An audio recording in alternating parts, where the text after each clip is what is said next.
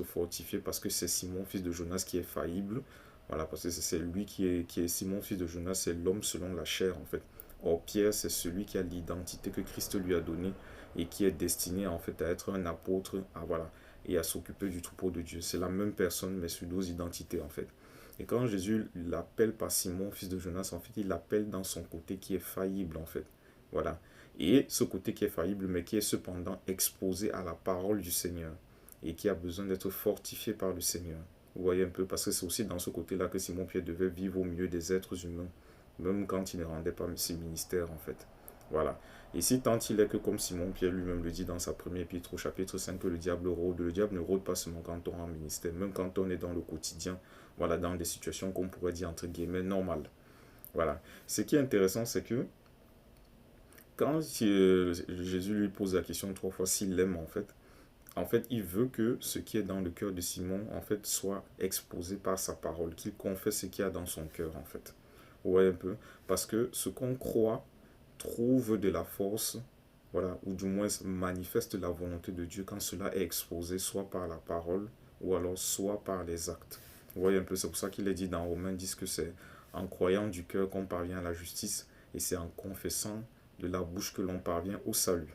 Vous voyez un peu, donc on confesse de la bouche ce qui est établi dans le cœur, ce qui remplit le cœur en fait.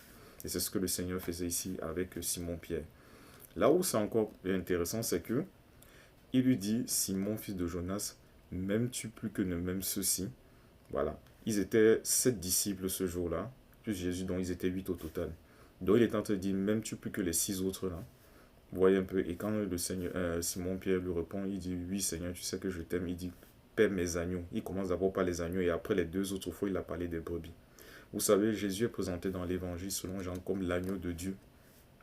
Au début de l'évangile, du livre de l'évangile selon Jean, voilà, c'est dans Jean 1, c'est Jean-Baptiste notamment qui le présente comme tel. Voilà, il dit que voici l'agneau de Dieu qui ôte le péché du monde.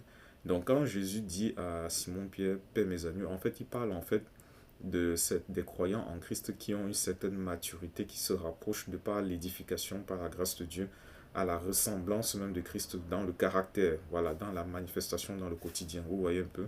Et c'est pour ça que Jésus précise pour cette première fois, m'aimes-tu plus que ne m'aiment ceux-ci dont les 6 autres. Et ce qui est intéressant, c'est que dans cette question-là, en fait, Jésus est en train de dire ceci. Vous savez, dans Jean 14 au verset 23, Jésus a dit, celui qui m'aime gardera ma parole. Donc quand il dit à Simon-Pierre, m'aimes-tu plus que ne m'aiment ceux-ci, il est en train de dire, s'il devait même advenir que tous ceux-ci finissent par m'abandonner